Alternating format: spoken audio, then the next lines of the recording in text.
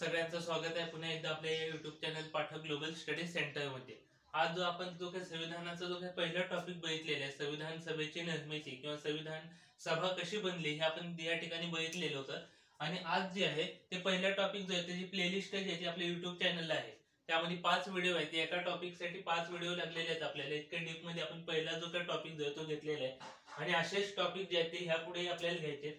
आता या ठिकाणी बघू शकता तुम्ही संविधानाची प्रस्तावना हा जो काही नवीन टॉपिक जो आहे संविधान राज्यघटनेच्या पुस्तकातला हा सगळ्यात महत्त्वाचा टॉपिक आहे। आपण यामध्ये पण क्वेश्चन जे आहेत ते पोलीस भरती एमपीएससी मध्ये विचारले गेले की संविधानाची प्रस्तावना याबाबत अनेक क्वेश्चन जे आहेत या ठिकाणी आपल्याला आलेले दिसून येतात। आता संविधानाची प्रस्तावना म्हणजे काय, प्रस्तावना कशाला म्हणतात, ह्याला आणखी 1-2 शब्द आहेत। ह्याला उद्देशिका असं देखील म्हणतात काही जण, संविधानाची उद्देशिका। ह्यालाच आणखी एक शब्द आहे संविधानाची नांदी।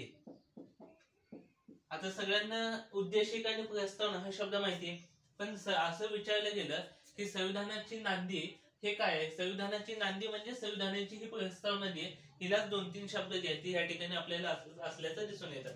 म्हणजे संविधानाची नांदी असू दे, संविधानाची उद्देशिका असू दे, संविधानाची प्रस्तावना असू दे, या सगळ्याचं जे काय या सगळ्याचा अर्थ जो आहे तो एकच आपल्याला या ठिकाणी दिसून येतो। मग संविधानाची उद्देशिका प्रस्तावना जो आहे आपण लहानपणी म्हणत होतो शाळेमध्ये की आम्ही भारताचे लोक आहोत, हे सगळे जे काही घटक आहेत तो या ठिकाणी संविधानाची प्रस्तावना म्हणून होता।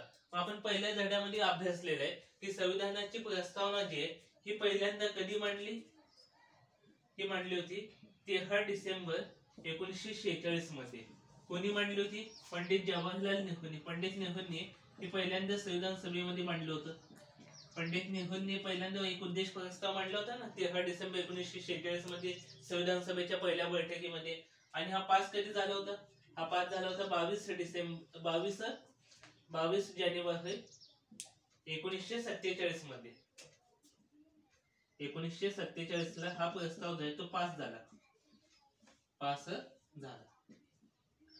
म्हणजे माहितीये ना संविधानाची जी आपण संविधान सभा बघितली होती त्यामध्ये संविधान सभेच्या पहिल्या बैठकीमध्ये 13 डिसेंबर 1946 साली पंडित नेहरूंनी उद्देश प्रस्ताव जो आहे तो संविधान सभेत मांडला आणि त्याला जो तो पास झाला। संविधान सभेमध्ये कोणतीही गोष्ट जी ती पास व्हावी लागते आणि ती पास कधी झाली 22 जानेवारी 1947 या दिवशी संविधान सभेने ही जी काही प्रस्तावना जी या ठिकाणी आपण पास केलेली आपल्याला दिसून येते। अशा पद्धतीने ही संविधानाची प्रस्तावना आपण संविधान सभेमध्ये मांडलेलं होतं। मग हे झालं संविधान सभेची प्रस्तावना जी ही आपण मांडली, सगळी व्यवस्थित झालं ना। पण ही जी काही प्रस्तावना आहे ह्यामध्ये अनेक शब्द आहेत असे की ज्या शब्दांमध्ये आपल्याला प्रश्न जे ते बनत असतात। अनेक जे काही आपल्या स्पर्धा परीक्षा आहेत त्यामध्ये काही शब्द आहेत ज्यातून आपल्याला हे जे काही क्वेश्चन जे ह्या ठिकाणी बनलेले आपल्याला ह्या ठिकाणी दिसून येतात।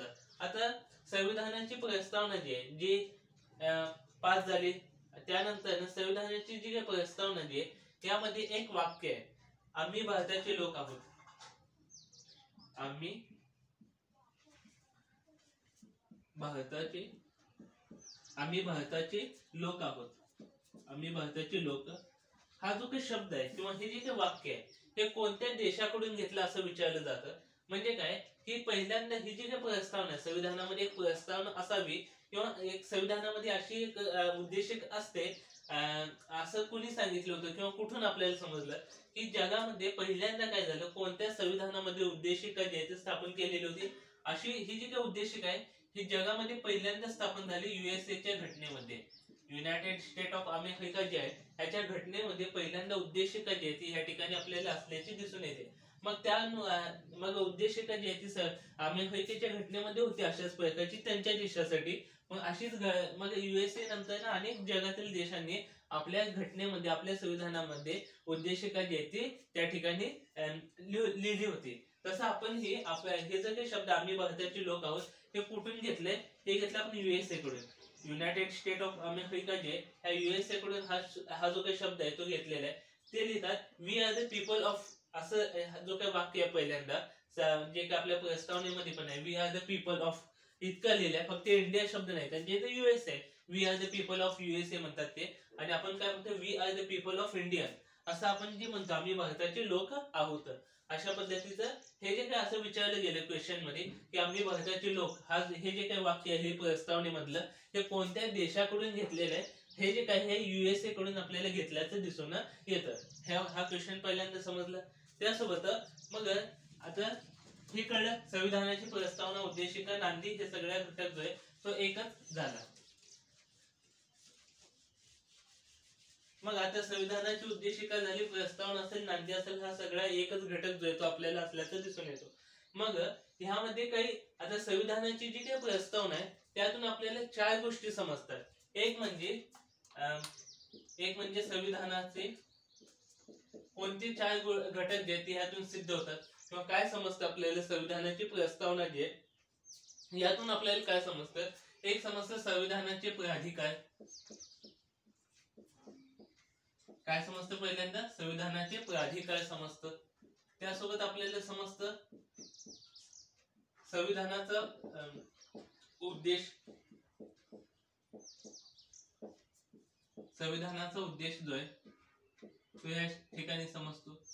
त्याच नंतर समजतं संविधानाची आकांक्षा, इच्छा, आकांक्षा. संविधानाची इच्छा असतील, आकांक्षा असतील. त्यानंतर संविधान लागू केव्हा झालं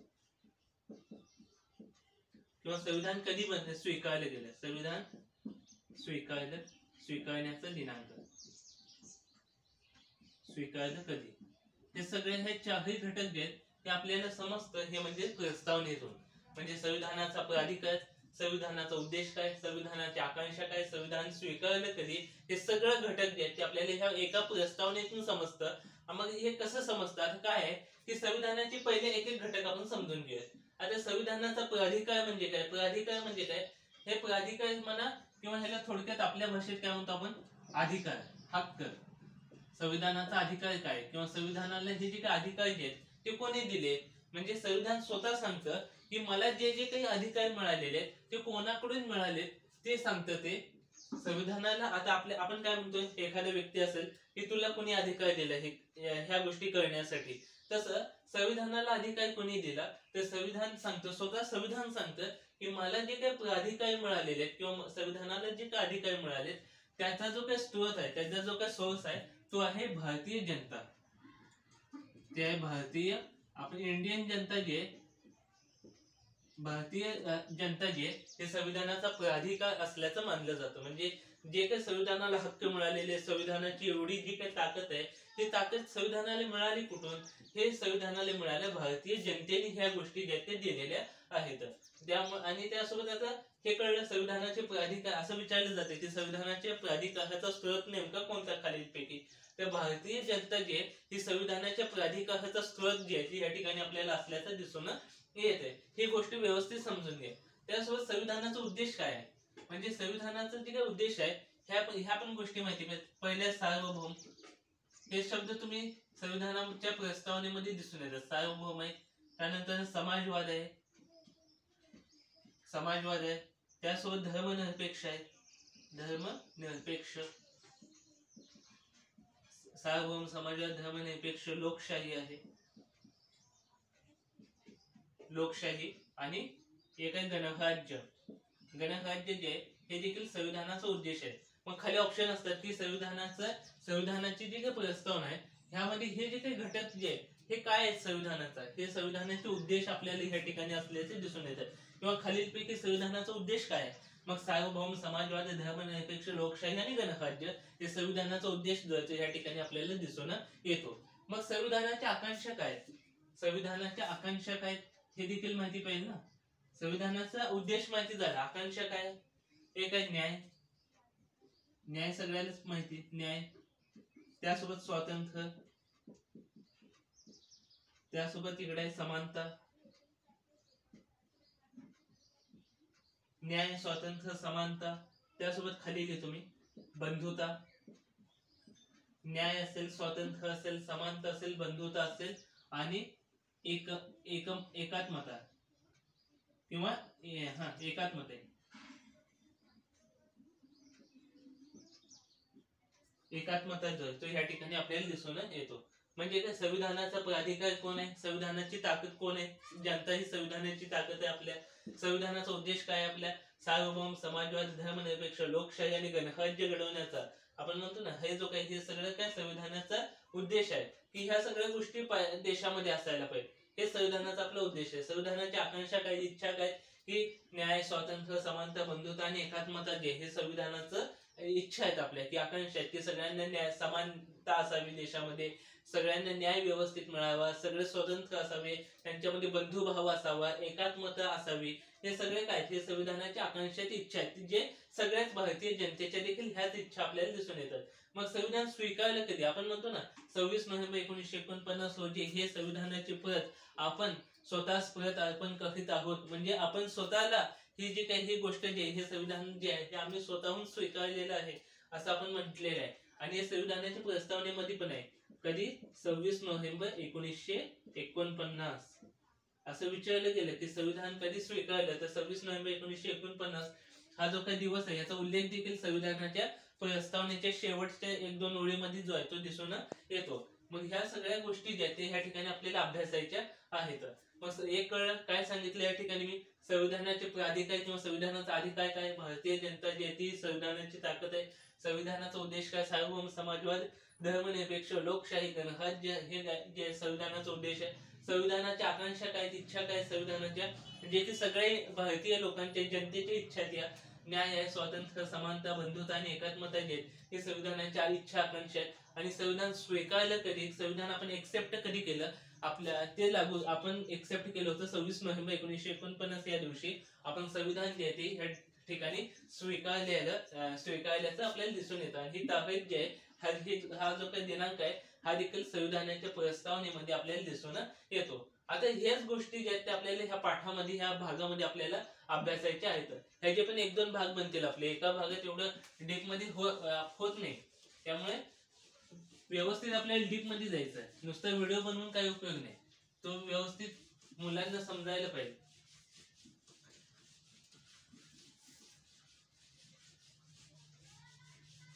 आता आपण बघितलं संविधानाचे प्राधिकार जे ते आपण ह्या ठिकाणी बघितलं.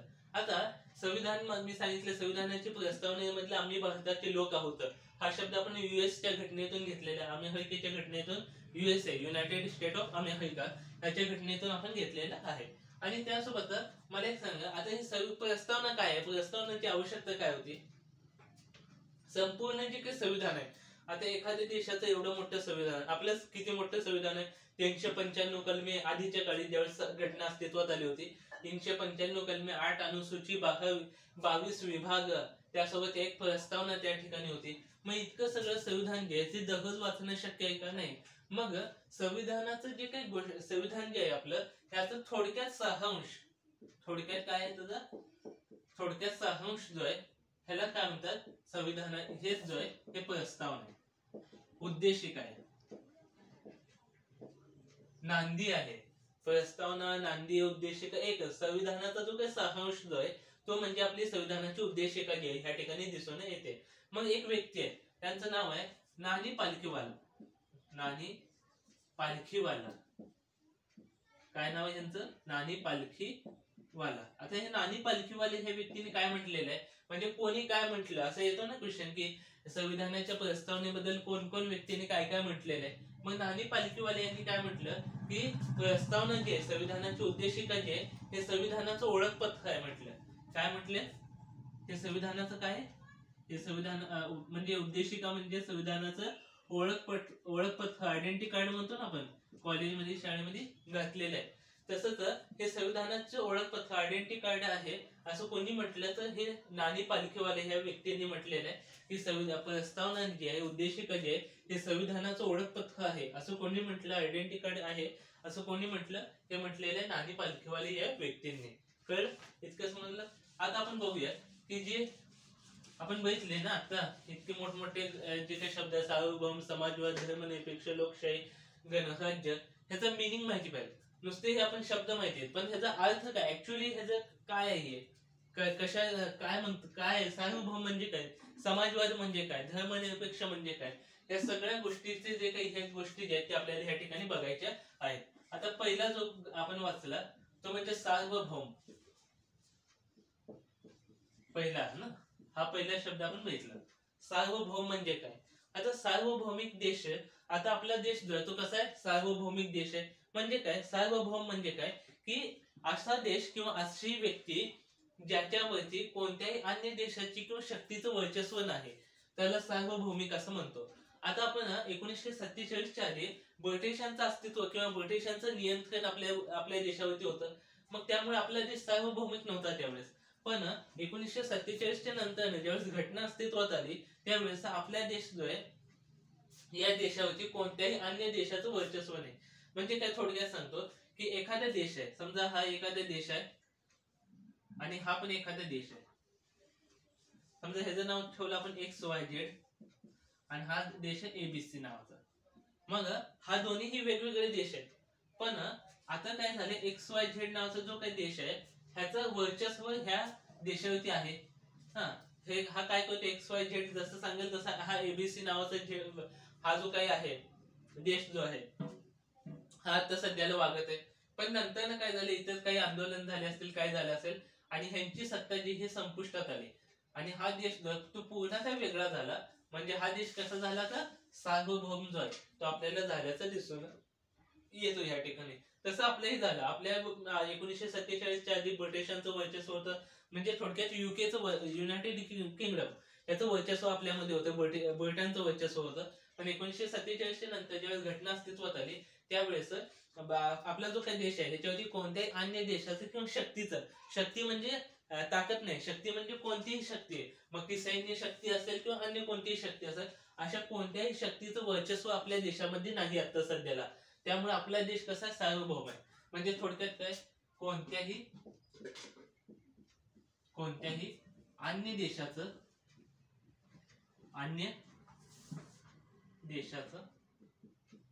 ऑब्लिक शक्तीचं वर्चस्व नसणे.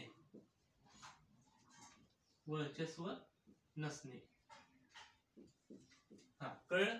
सार्वभौमिक म्हणजे काय, कोणत्याही अन्य देशाचं किंवा शक्तीचं या ठिकाणी वर्चस्व नसणे याला म्हणतो सार्वभौमिक देश. समजा आता हे देश ना, आता ABC कसा आहे, हा देश वेगळा झाला. XYZ हा काही म्हणेल, हा ऐकायला तसं काही नाही. ABC जसं त्याला वाटेल तसं त्या पद्धतीने हे जे काही इथली जी काही जनता आहे ती आपल्या देशाची व्यवस्था चालवेल, आपली शासन पद्धती चालवेल.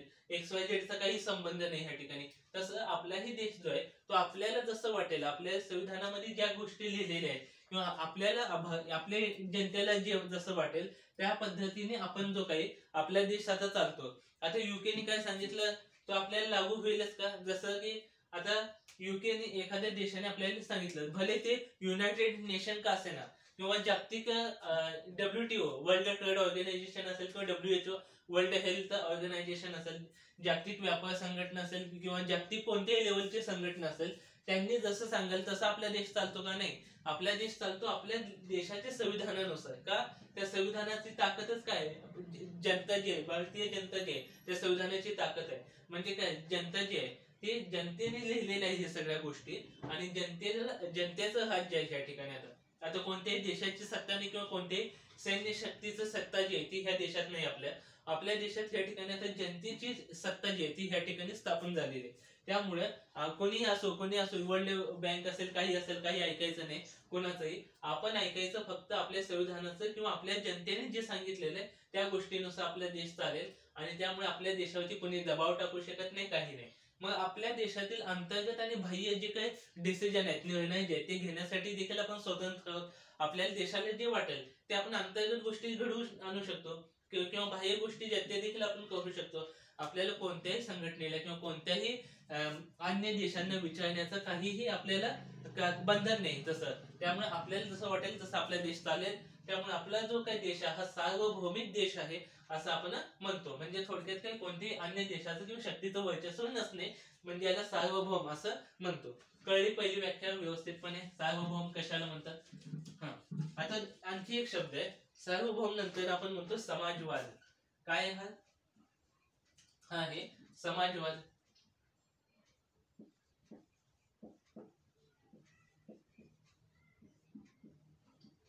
समाजवाद आता समाजवाद म्हणजे काय भांडण नाही. आता समाजवाद आहे. समाजवाद हा शब्द म्हणजे काय की एक पहिल्यांदा लक्षात घ्या, समाजवाद हे दोन पद्धतीचे असतात. किती पद्धतीचे असतात? दोन पद्धतीचे असतात. एक असतं साम्यवादी समाजवाद, एक असतं साम्यवादी समाजवाद आणि एक असतं लोकशाही समाजवाद. लोकशाही समाजवाद म्हणजे समाजवादाचे पण दोन टाइप्स, दोन प्रकार ते या ठिकाणी पडले.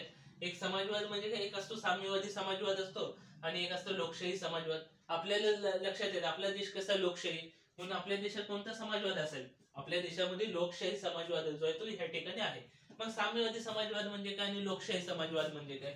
म्हणजे थोडक्यात समाजवाद म्हणजे काय? आता साम्यवादी समाजवाद म्हणजे काय की अशा ज्या देशामध्ये उत्पन्नाचे सगळे साधन जे आहेत ते केवळ शासनाच्या मालकीचे असतात, खाजगी मालमत्तेला त्या ठिकाणी वाव नसतो, त्याला म्हणतो आपण साम्यवादी समाजवाद. ऍज एक्झाम्पल घेतलं आपण चायनामध्ये घेतलं, चायना जो आहे तो कसा आहे साम्यवादी समाजवादामध्ये येतो, किंवा रशिया कसा आहे साम्यवादी समाजवादामध्ये येतो. ह्या देशामध्ये कसं आहे की खाजगी जे काही उत्पादन आहे, उत्पादनाचे जे काही उत्पादनाचे जे काही मार्ग जे आहेत ते सगळे शासनाच्या मालकीचे असतात. ऍज एक्झाम्पल एखादे पेट्रोल पंप, डिझेल, आता आपल्या देशात कसं पेट्रोल पंप असेल, डिझेल पंप असेल, जे काही पेट्रोल पंप असतात ते गव्हर्नमेंटचे पण आहेत आणि एखाद्या खाजगी कंपनीचे पण आहेत. पण त्या देशात तसं नसतं. जेवढे काही पेट्रोल पंप असतील हे सगळे केवळ शासकीय मालकीचे असतील आणि त्याला म्हणतो आपण साम्यवादी समाजवाद. पण लोकशाही समाजवादामध्ये काय असतं की शासन आणि जनता किंवा शासन एक असेल आणि जनता असेल, यांचं सहअस्तित्व म्हणजे दोघांचंही अस्तित्व त्या ठिकाणी असेल. म्हणजे उत्पन्नाचं जे काही साधन जे आहे ते शासनाच्या पण काही मालकीचं असेल, काही खाजगी मालकीचं पण या ठिकाणी लोकशाहीमध्ये असतं. साम्यवादीमध्ये तसं नाही, सगळे पेट्रोल पंप केवळ शासनाचे. त्यामध्ये खाजगी गोष्टी ज्या आहेत या ठिकाणी खाजगी गोष्टीला काही नसतं. खाजगी जे काही गोष्टी आहेत ह्याला वाव नसतो, किंवा खाजगी गोष्टी जे आहेत खाजगी गोष्टीला ह्या ठिकाणी वाव नसतो. आणि लोकशाहीमध्ये कसं असतं, यामध्ये शासन प्लस खाजगी दोघंही असतात. शासन पण असतं आणि या ठिकाणी खाजगी पण असतं. म्हणजे आपल्या देशामध्ये कसं आहे, पेट्रोल पंप एखादा असेल मग ते शासनाचे पण असतील, किंवा आता रिलायन्सचे पण पेट्रोल पंप आपल्याला दिसून येतात. म्हणजे काय, रिलायन्स कसं आहे खाजगी कंपनी एक, म्हणजे शासकीय पण आता हे आपण हे असतं ना इंडियन पेट्रोल पंप, हा कोणाचा आहे गव्हर्नमेंटचा आहे, शासकीय आहे. आणि ते रिलायन्स कोणाचं आहे खाजगी आहे. म्हणजे शासन प्लस खाजगी असं दोघांचंही अस्तित्व असतं, त्याला म्हणतो आपण लोकशाही समाजवाद. आणि केवळ शासकीय अस्तित्व असतं, त्यामध्ये खाजगी अस्तित्व संपुष्टात आलेलं असतं किंवा संपवलेलं असतं, किंवा खाजगी अस्तित्वच त्या ठिकाणी नसतं, केवळ शासकीय अस्तित्व असतं, त्याला आपण म्हणतो साम्यवादी समाजवाद असं त्याला आपण म्हटलं जातं. म्हणजे काय, उत्पन्नाचे साधन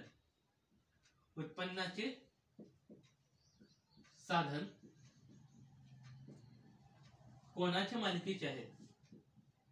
कोणाच्या मालकीचे आहेत? उत्पन्नाचे जे काही साधन आहेत ते कोणाच्या मालकीचे आहेत? म्हणजे शासकीय मालकीचे आहेत का खाजगी मालकीचे आहेत का दोघांच्याही मालकीचे आहेत? यामुळे दोन जे काही प्रकार आहेत ते या ठिकाणी पडतात. जर उत्पन्नाचे साधन खाजगी मालकीचे पण आहे, शासकीय मालकीचे पण आहे, दोघांचं अस्तित्व आहे त्या ठिकाणी, त्याला म्हणतो लोकशाही समाजवाद.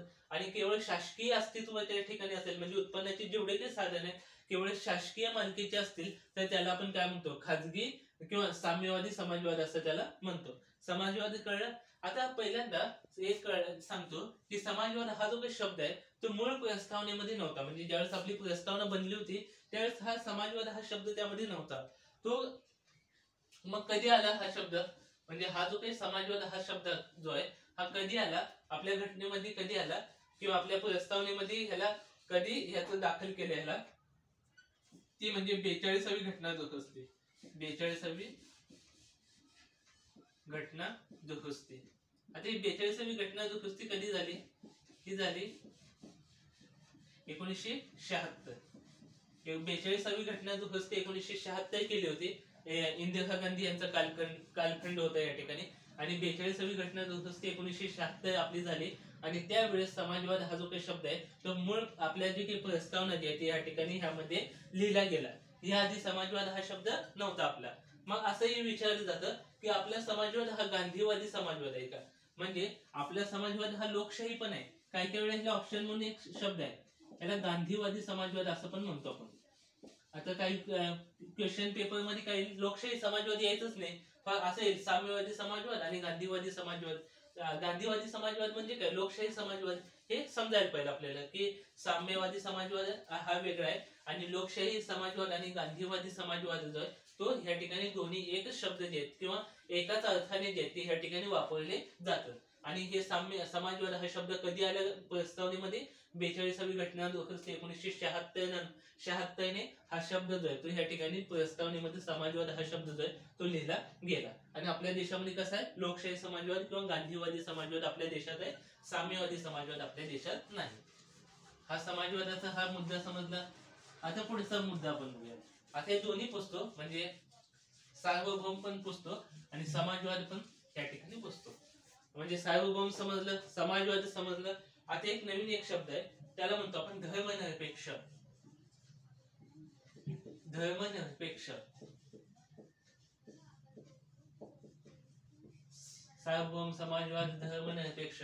आता धर्मनिरपेक्ष म्हणजे काय, आता धर्म म्हणजे काय की आता अनेक जण आता या धर्माचा जो काही धर्मनिरपेक्ष म्हणजे काय असतं की आपला जो काही देश आहे, आपल्या देशाचा कोणताही धर्म नसेल. हा, आपल्या देशामध्ये धर्म असतील, वेगवेगळे धर्म आहेत, जवळपास जगामध्ये मुख्य किती धर्म आहेत असं विचारलं तर जगामध्ये किती मुख्य धर्म आहेत, जगामध्ये 8 जे आहेत ते मुख्य धर्म जे आहेत ते या ठिकाणी आपल्याला असल्याचं दिसून येतं. आणि आपला देश इतका म्हणजे चांगला आहे की ह्या ठिकाणी 8ही धर्माची व्यक्ती जे आहेत ते आपल्या देशामध्ये दिसून येतात. म्हणजे बाकीच्या देशामध्ये गेला ते 1 किंवा 2 इतकेच धर्म त्या ठिकाणी पाहायला मिळतात. पण आपला जो काही इतकी विविधतेने संपन्न असलेला जो काही देश आहे, विविध आपण म्हणतो ना आपला देश हा विविधतेने नटलेला देश आहे. म्हणजे काय, जेवढे काही 8 मुख्य धर्म जे आहेत जगामध्ये, त्या सगळे व्यक्ती जे आहेत ते आपल्या देशामध्ये गुण्या गोविंदाने नांदत या ठिकाणी आपल्या देशामध्ये आहेत आता सध्याला. मग धर्मनिरपेक्ष म्हणजे काय की त्यामुळेच काय झालं की आपल्या देशाचा कोणताही धर्म नाही. धर्मनिरपेक्ष या शब्दाचा अर्थ काय थोडक्यात की आपल्या देशाचा व्यक्तीचा नाही, देशाचा कोणताही विशिष्ट धर्म नसेल, विशिष्ट धर्म नसेल. ह्या ठिकाणी धर्म नसेल म्हणजेच आपण धर्मनिरपेक्ष आहोत. म्हणजे काय, आपल्या देशाचं विशिष्ट असं कोणताही धर्म नसेल. म्हणजे असं कधी झालंय का की इंडियाने सांगितलंय की मी ह्या धर्माचा देश आहे आपला, किंवा असं कधीही नाही सांगितलं जात का आपला धर्मनिरपेक्ष देश आहे. सगळे जेवढे काही धर्म आहेत आपल्या देशामध्ये, जेवढे काही धर्म असतील, जेवढ्या काही जाती असतील, ह्या सगळ्यांना समानतेची वागणूक आपल्या देशामध्ये दिली जाते. म्हणजे काय, कोणताही धर्म असेल की असं भेदभाव केला जात नाही की तू ह्या धर्माचा व्यक्ती आहे किंवा मी ह्या धर्माचा व्यक्ती आहे, असं कधीही भेदभाव केला जात नसतो. ह्या ठिकाणी सगळे समान मानतो आपण, सगळे धर्म समान आहेत. सगळ्या धर्मांचं अस्तित्व जे आहे ते आपला देश मान्य करतो. असं नाही की हा धर्म आहे किंवा हा धर्म नाही असं आपण कधीही मानत नाही आपला देश. आपल्या देशाचं संविधान काय म्हणतं की जेवढे काही धर्म आणि वेगवेगळ्या धर्माचे लोक आपल्या देशामध्ये गुण्या गोविंदाने नांदत आहेत ते सगळे समान आहेत आणि हे सगळे धर्म जे आहेत ते ह्या ठिकाणी समान आपल्याला असल्याचं दिसून येतं. आता काय, आता आपल्या देशामध्ये अनेक वेळा भांडणं होतात की हे जे काही धार्मिक मुद्दा जो असतो ह्या ठिकाणी भांडण होत असतात की ह्या धार्मिक मुद्द्यांमुळे अनेकांचं ह्या ठिकाणी भांडण द्यायचे चालू असतं, वेगवेगळ्या गटामध्ये भांडण असतं. पण मला एक वाटतं स्वतःला की आता हे धर्मनिरपेक्ष समजलं असेल. आता मला काय वाटतं की कोणत्याही आपल्या देशातला धर्म असेल किंवा जगातला कोणताही धर्म असेल, त्याचा जो काही बेस आहे ना, बेस म्हणजे काय, पाया समजतो ना. बेस म्हणजे एखादी इमारत असते, एखादी बिल्डिंग असते मोठी, त्या बिल्डिंगला त्या खाली जे आहे ते काही पाया असतात, उभे केलेले असतात, पिलर असतात, त्याला आपण पाया म्हणतो. तसं जगातील कोणताही धर्म असेल, आता ह्या ठिकाणी मी काढतो समजा असे हे समानच आहेत ना सगळे. ह्या ठिकाणी हे वेगवेगळे धर्म जे आहेत ते ह्या ठिकाणी मी दाखवले. आता समजा हे कोणताही धर्म असेल आणि यापैकी कोणताही हे जे काही सगळे धर्म जे आहेत ज्या बेसवरती उभे आहेत ना, तो बेस एकच आहे फक्त माझ्या मते, तो म्हणजे मानवता. काय हा बेस कोणता आहे ह्या ठिकाणी, मानवता जो आहे या ठिकाणी आपल्याला असल्याचं दिसून येतो माझ्या मते. मला असं वाटतं की मानवता जो आहे हा सगळ्या धर्माचा जो काही बेस आहे ना एकच आहे. तुम्ही काहीही घ्या, भले तुम्ही भगवद्गीता घ्या, कुराण घ्या, बायबल घ्या किंवा काहीही घ्या जगातलं, त्यामध्ये काय लिहिलंय, मानवता, मानवाने एकमेकांबद्दल असलेलं त्यांचं प्रेम जे आहे, मानवता जो आहे, हेच त्यामध्ये त्या गोष्टी त्यातील लिहिलेल्या आहेत. आणि भांडण करण्यापेक्षा ही गोष्ट सगळ्यांना जर समजली की कोणत्याही जगामध्ये किंवा कोणत्याही देशामध्ये भांडण जे आहेत किंवा ह्या धर्मामुळे जे काही भांडण जे आहे ते व्हायचं नाही. म्हणजे एक लक्षात घ्या की आपल्याला भविष्यामध्ये प्रशासकीय सेवेत जायचंय. आता प्रशासकीय सेवेमध्ये जायचं असताना आपण ही गोष्ट जी आहे ती व्यवस्थित डोक्यात ठेवणं आवश्यक आहे.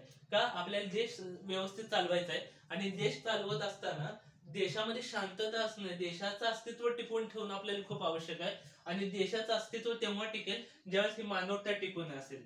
ज्यावेळेस मानवता टिकेल आपल्या देशामध्ये त्यावेळेस देशाचं अस्तित्व आपोआप टिकेल. त्यामुळे देशामध्ये पहिल्यांदा ही जी काही संकल्पना आहे मानवतेबाबतची, की कुठलाही धर्म जो आहे, आता हे सगळे धर्म आहेत ना वेगवेगळे, हे काय सगळे धर्म आहेत हे वेगवेगळे मी काढलेले, आणि ह्यांचा जो काही बेस आहे, ह्यांचं कोणत्याही धार्मिक पुस्तक घ्या, सगळ्यामध्ये एकच गोष्ट जी आहे ती या ठिकाणी सांगितलेली आहे. म्हणजे काय, सगळ्या धर्माचा जो काही बेस आहे, पाया जो आहे तो काय आहे, फक्त मानवता जो आहे तो या ठिकाणी एकच पाया जो आहे तो ह्यांचा असलेला आपल्याला दिसून येतो. आणि ह्याच मानवता, ह्याच बेसवरती सगळे धर्म जे आहेत ते या ठिकाणी उभे आहेत. त्यामुळे भांडण न करता सगळे जे आपापसातील जे काही वाद आहेत ते शांततेत व्यवस्थित मिटवले तर आपल्या देशामध्ये आपल्या देशामध्ये किंवा जगामध्ये स्वर्ग निर्माण होण्यासाठी वेळ नाही लागायचा. ही गोष्ट अतिशय महत्वाची. म्हणजे काय, थोडक्यात आता हा झाला मुद्दा सांगण्याचा. म्हणजे थोडक्यात काय, धर्मनिरपेक्षता म्हणजे काय, की आपल्या देशाचा कोणताही धर्म नसणे. म्हणजे देशाचा कोणताही धर्म नसेल, सगळ्या देशातील धर्मांना समान वागणूक जी आहे ती ह्या ठिकाणी आपल्या दिली जाईल, हेच आपल्या धर्मनिरपेक्षता ह्या गोष्टीमध्ये आपण सांगितलेलं आहे किंवा हेच ह्या ठिकाणी सांगितलं. मग हा देखील शब्द मूळ घटनेमध्ये नव्हता म्हणजे प्रस्तावनेत नव्हता. मग हा कधी जोडला? हा पण तेव्हाच जोडला 42वी घटना दुरुस्ती जी झाली. 42वी घटना दुरुस्ती झाली कधी? 1976 मध्ये. आणि ह्याच वेळेस 42वी घटना दुरुस्तीने हा जो काही शब्द जो आहे तो धर्मनिरपेक्षता हा देखील संविधानाच्या प्रस्तावनेमध्ये जोडला गेला. मग ही जोडायच्या आधी अशा काही गोष्टी किंवा अशा काही तरतुदी ज्या आहेत त्या होत्या का घटनेमध्ये? होत्या. आपला मूलभूत हक्क काढून बघा तुम्ही. मूलभूत हक्क आपण घ्यायचा आपल्याला. हा पण खूप आवडता टॉपिक आहे मला. मूलभूत हक्क जो आहे ह्यामध्ये काय की मूलभूत हक्कामध्ये कलम आहेत. एक कलम आहे, कलम 25 ते 28. 25 ते 28 काय आहे यामध्ये तुम्हाला कशाचा हक्क दिलेला आहे? ह्यामध्ये धार्मिक स्वातंत्र्य जे ते ह्या ठिकाणी दिलेलं आहे. धार्मिक स्वातंत्र्य जे ते ह्या ठिकाणी आपल्याला दिसून येतं आपलं. म्हणजे काय, ह्यामध्ये हे सांगितलेलं आहे की सगळ्या धर्मांना समानतेची वागणूक जी आहे ती देशामध्ये दिली जाईल. आणि ह्याचाच अर्थ काय, धर्मनिरपेक्ष. आपल्या देशाचा कोणताही धर्म नसेल पण आपल्या देशामध्ये सर्व धर्मांचं अस्तित्व असेल आणि त्यांना समानतेची वागणूक जी आहे ती दिली जाईल. ह्यालाच धर्मनिरपेक्ष